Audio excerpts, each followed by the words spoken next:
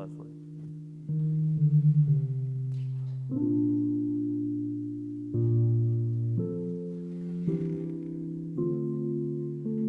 How'd that happen? I started it as host. Oh well. Oh, it's Peter.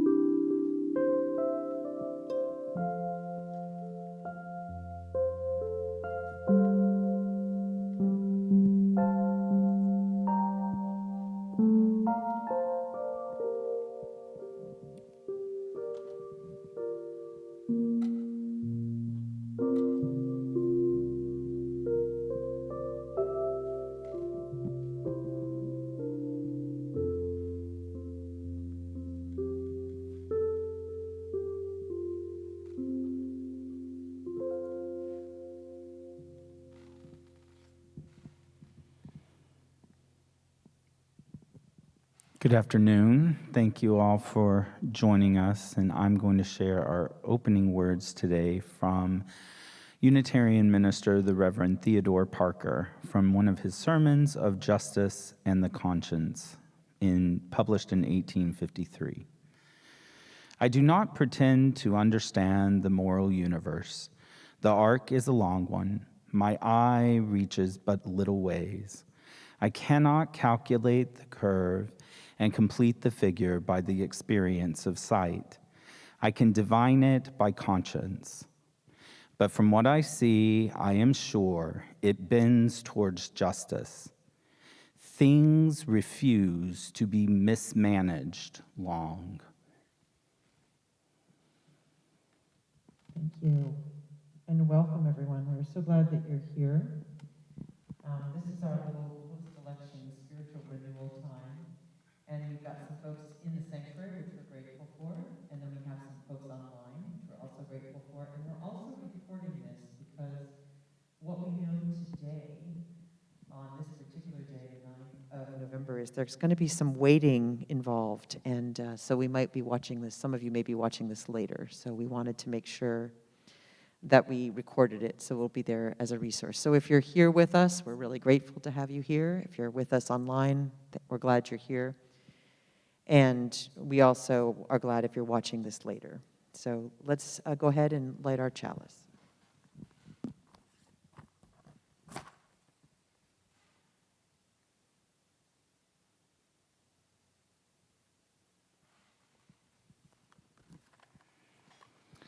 So I light our chalice today with the words from the Reverend Dr. Martin Luther King, Jr. We must accept finite disappointment, but never lose infinite hope. And Rodney, I'm going to ask you to turn your volume completely off on your computer. Yeah, yeah. These are the things we learn. So we're going to have some words of affirmation, and Rodney and I are each going to read a part, and we'll just invite you they'll be up on the screen, and we'll just invite you to join with us where you wish to join.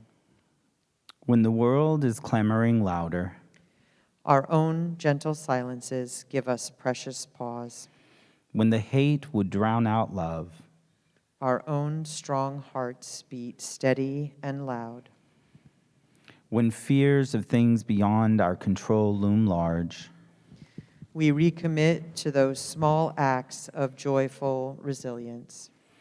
when we are indignant with injustice, Our voices still, and we speak through our hearts. And all together on this last bit. May we forge connection, and may we reap what we sow. So we're going to take a little time just to center ourselves. It's been a very busy 36 hours, shall we say.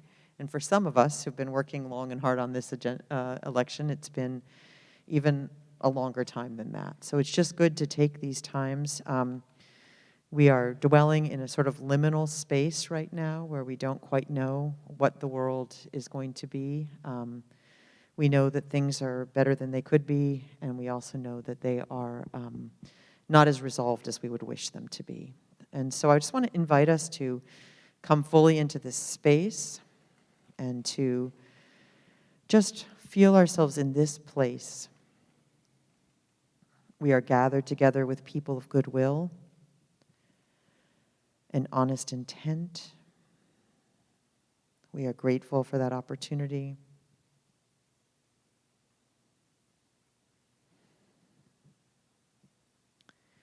And we're carrying in many things, some of which we will need to put down. We're carrying in the disappointments that have mounted over these last years at people's unwillingness to embrace their own fears and so to act out against others. We're carrying our disillusionment that some would deny others their basic rights, would deny them what they need to live well, to be well. We're carrying a need to set down those beliefs that we have about the nature of what is true and how progress happens. We're carrying our sadness at some of the detours we have taken in these recent years. We are carrying our fears about what is happening with our democracy, and still wrestling with our newfound recognition of how incredibly fragile it is. So in this place in which we're gathering in all these different ways and across space and time, let us just come back to our center. Let us pick up again that which grounds us, that which we are willing to see made manifest around us. Our belief in the possibility of human progress, our adamancy about the value of every human life and the ability and right of every life to have what it needs to survive.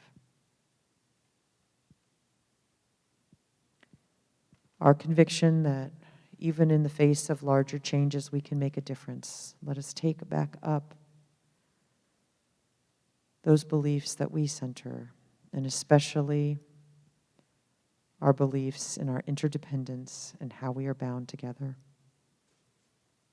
which is not always comforting in these times, but which is core to our being.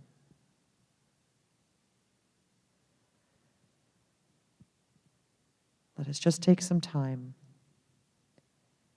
to be aware of what we've been carrying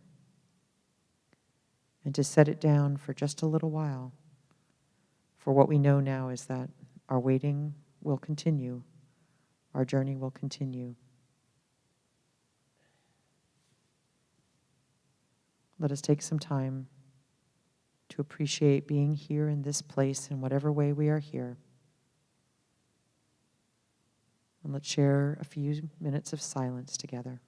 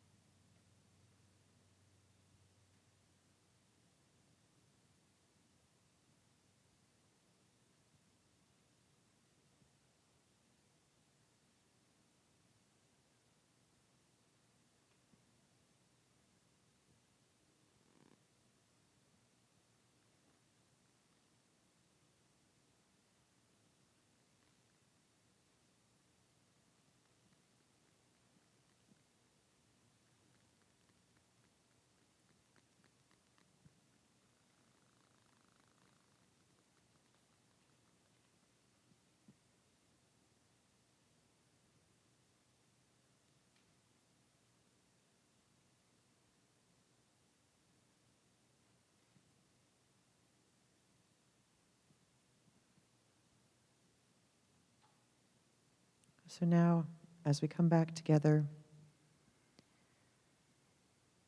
if there are things that we'd like to express to one another, things that we'd like to say about what we are putting down even for a little moment, or what's on our hearts or what we're concerned about. Again, keeping in mind that this is a space in which we're trying to center our spirit. So let's try to live within the frame of our beliefs, even in the face of people whose behaviors hurt our spirit and our heart. But let's create a little space to hear one another, anything that we need to say to each other, and to not hold alone. And if it's possible for our folks on Zoom to also speak, I'll let we'll bring those voices in as well. I don't know if we can see them, but that would be great. Anyone?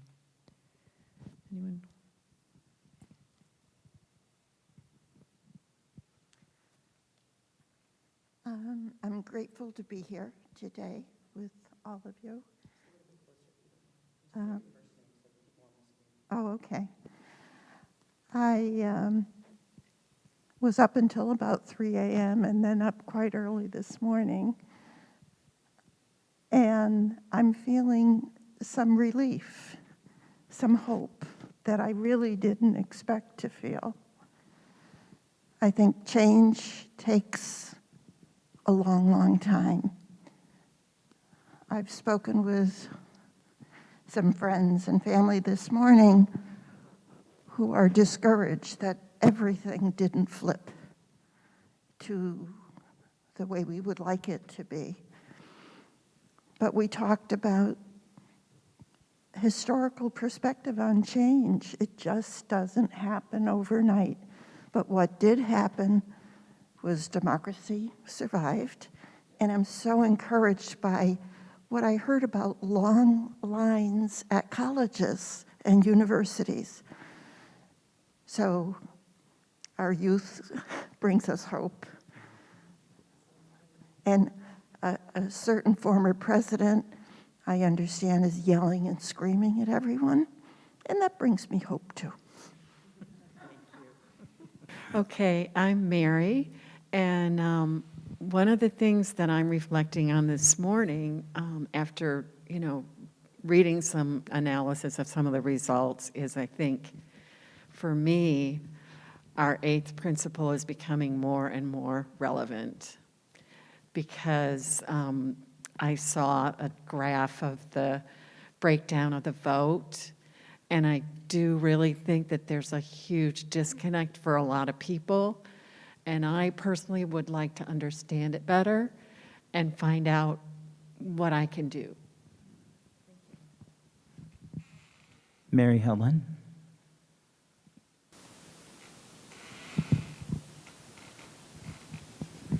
Thank you.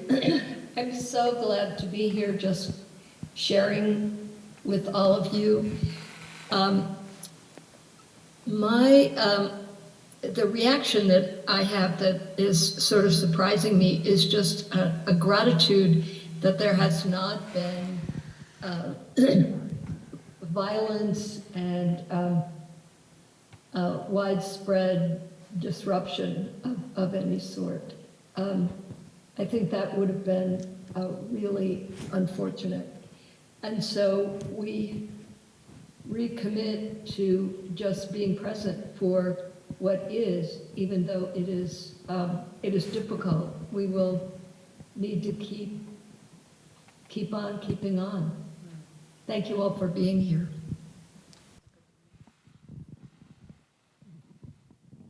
Hi, my name is Nancy Bradley.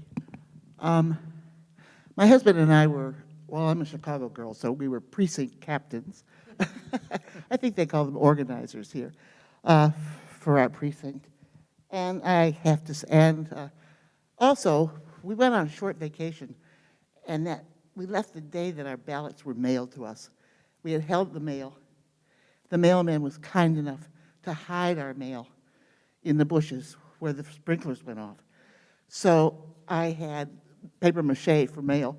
So I voted in person, which I haven't done in the 20 years since we've lived in California. And I loved it. And I'm going to do it again. And it was really reassuring. Now I know we live in Lafayette, so I know not everyone was toting guns, but still, it gave me a lot of hope. I think a lot of what we expected to happen happened, and I think that fear sells, and I think we've been stirred up for months. I remember back in March, I said to Ed, I'm not going to think about this election till October because the press wants to sell, and they sell with fear, and that's where the red wave was supposed to be coming from.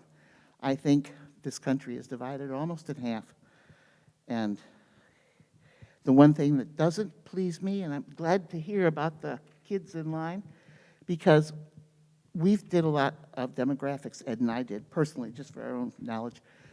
Our area, the average age of a Democratic voter was 65, and the average age of a Republican voter was 69. And I know that we have youth in our neighborhoods, and I don't understand why they're not voting.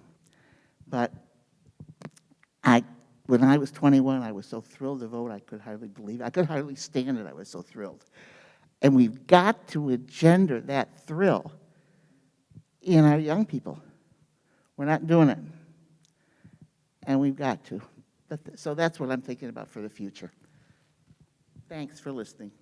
I'm signing off. Dee, I see you have unmuted. Hi. I echo what Mary Helen says, but I also have looked at some of the results, and I see there's more action I can take that might influence the election. And I would very much like to influence the election. Well, I just point out that it's not over yet, guys. And have hope. And Peter, it's lovely to see you. You look well. Thank you.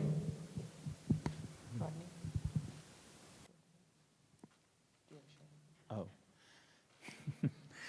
Sure. So I, went to bed yesterday already knowing, because this isn't the first election that I've been a part of, and kind of knew what in my heart to expect, which would be that overwhelmingly in parts of the country that my family live in, white women and men would vote for their own interests, even though those they vote for would not really show their interests at heart. So when I woke up this morning, I really wasn't that disappointed. It was just what I had expected. My heart breaks for the people that are living in those areas because it's not all people who live there. And it's very difficult to serve a church community, for example, in a state that just told you you are worthless or not worthy. And yet, they exist. Those ministers, those nurses, those teachers, those doctors, they have to get up, they have to dust themselves off, and they have to continue living. And so, I feel for them, and it makes me want to do what I can in this part of the country where, at least in the Bay Area, we typically do not have to be that concerned about people attacking our personhood. But there's so much we could be doing to help others, and we do it, but we need to keep doing it. Thank you, Mark. Sure. I am a bit of a political junkie anyway. And so I sat up and I watched the returns coming in, over dinner and then as the evening wore on and tonight. And what kept coming to my mind was so much of this it's a process. It's a process, and it's all part of the process. And what we've been seeing the last 4 or 5 years really is the reaction to change. And that reaction isn't going to go away. And to a certain extent, we have to accept that reaction is not going to go away. But we do what we can to do what's best for the most of our citizenry. And that's really all we can do. And spending a lot of time, myself, spending a lot of time fretting over what didn't go right, is I've found to be rather bad for my own mental health. But really, celebrating the things that did go right. I will say this, 2 things come to me today, and one is that I opened the church yesterday as a polling place in the morning before dawn, and I was really glad we were a polling place, and I thought to myself, we have managed to get through several elections now with our banners up without anyone making an issue of that, but I bet this is the election where that will happen. And in fact, one of our staff members was subjected to some rather incredible verbal abuse around our banners and how they were inappropriate. And so it's important to me to say in this space today that those are religious messages, not political messages. And I needed to say that today because, there just is still a lot of work to do. But I'm grateful for those things that did happen, and I'm particularly grateful for the fact that I think it makes it easier for us to see that there is still the possibility of moving together as a country, which we might not have seen today. So thank you. So I'm going to invite us to listen to, we're going to take in a piece of music, and as we do, we'll come out of that into a brief period of silence.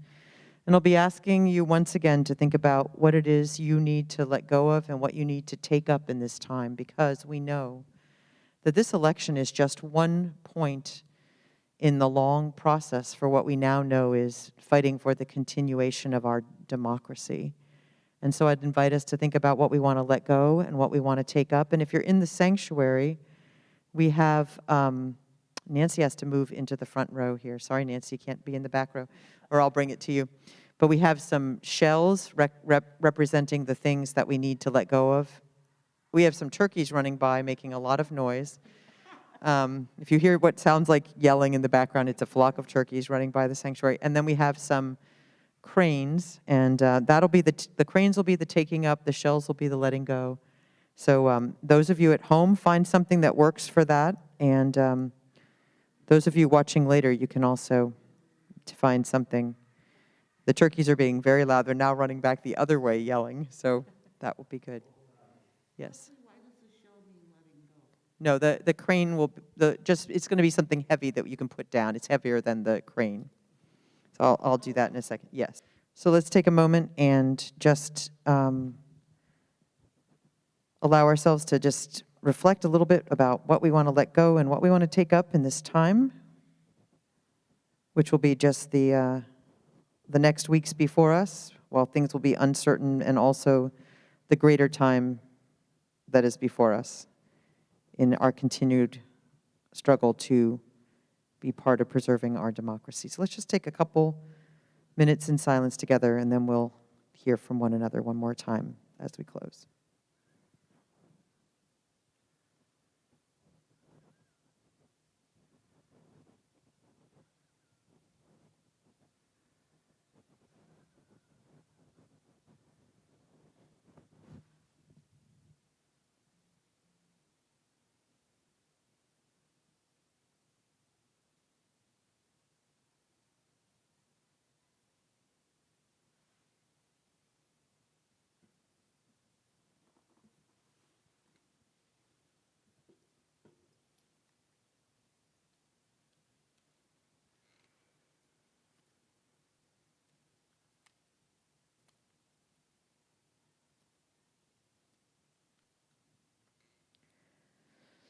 All right.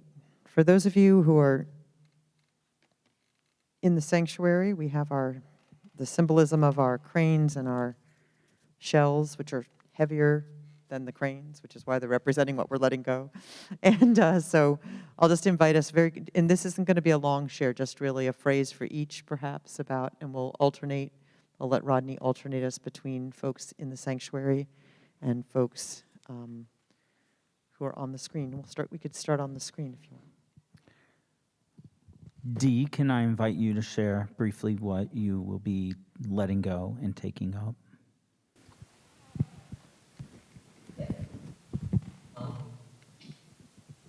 I'd like to let it go of outcome and focus more on hope. Thank you. Thank you.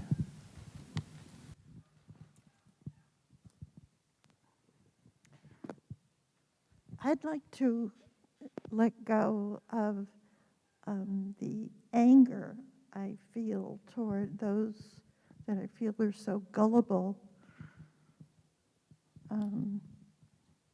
in their thinking. What will you take up? Again? What are you going to take up as well? Oh, I'm sorry. I would like very much to take up some form of advocacy, whether it's through letters, postcards, telephone calls, for the races that are still up in the air.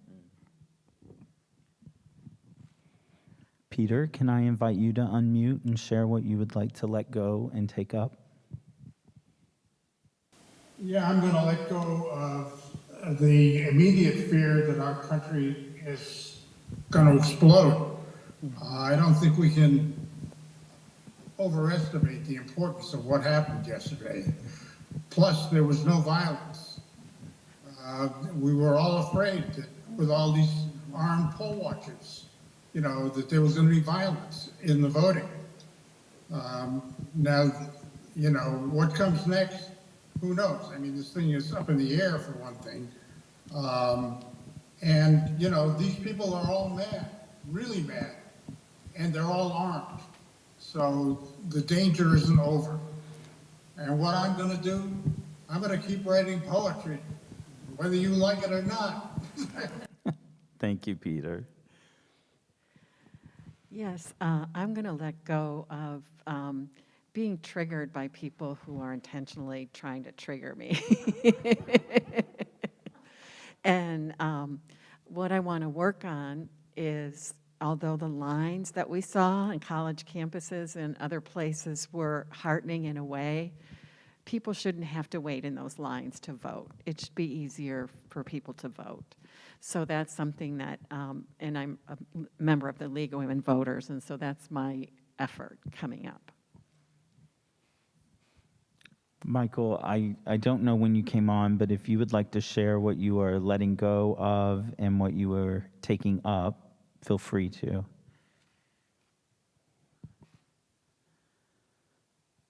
I see you're busy with the dog, though. We're wrestling. I'm letting go of all of it. I am letting go of this idea that we are in a state of despair, and taking up or holding on to this gift of love to carry us forward. Thank you.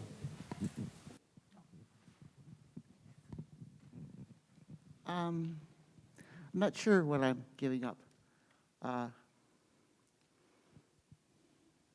But I know what I want to say is back to work.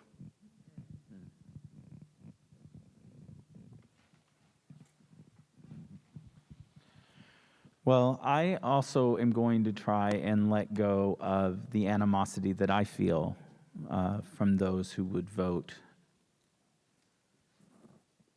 for hate. And I'm going to take up the hope that I have that I can be a better person and not despair or resolve myself to anger for those individuals. I will try to remember that hurt people hurt people.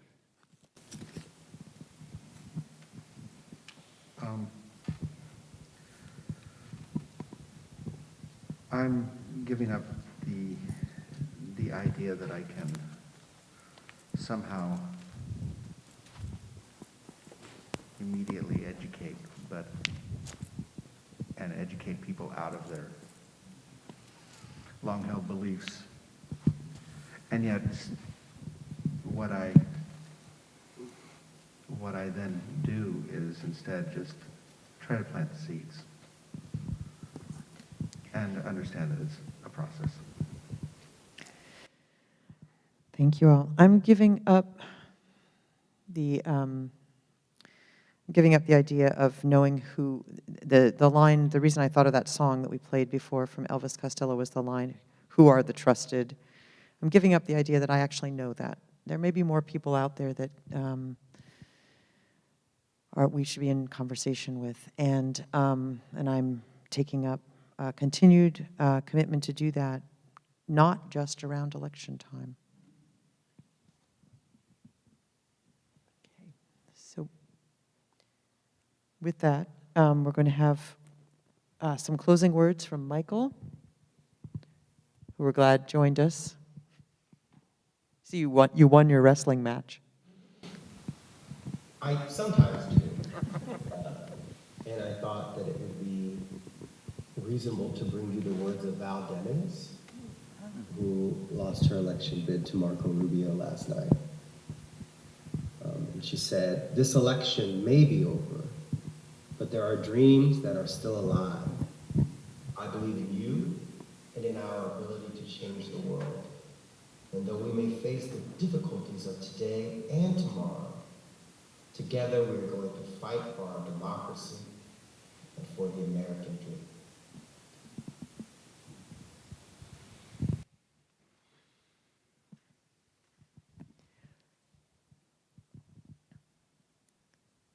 And as we listen to our closing song, let us be mindful of the fact that in this time of waiting that is before us, not just the next few weeks, but also the next years, where we will see increased rhetoric again, we will hear things that and people that we don't particularly find centering. Let us remember that we have community, and that community is a way that we can continue to hold on. Hey, you guys, Leah here. So I must be among millions, if not billions, of people who tuned in to the inauguration yesterday on January 20th, 2021. And I was inspired by every moment of it, but especially rapt and lifted, exalted, just completely fixated and moved by Amanda Gorman's poem, her presence, her beauty, her artistry. And so this song was born.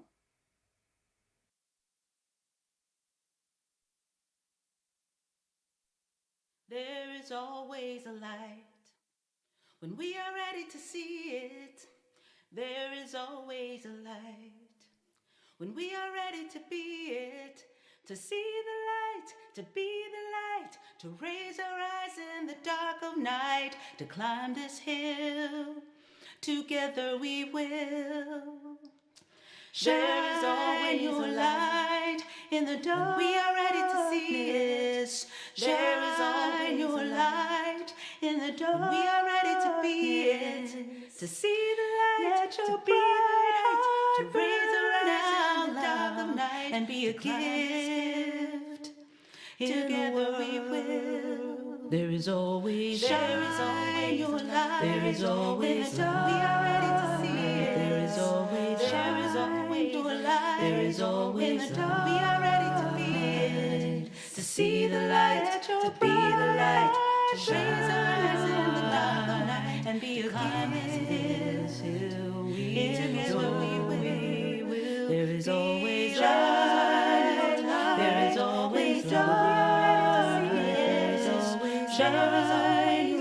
There is always dark. To see the light, to be the light, to raise our eyes in the dark of night and be a climb this hill. Together we will. There is always light. There is always dark. There is always shine. There is always shine. Be the light. And because it will be a bit of a wait, Mark is also going to sing one more song for us, and this really will be our closing, and that is, I Know This Rose Will Open. Sing along if you'd like.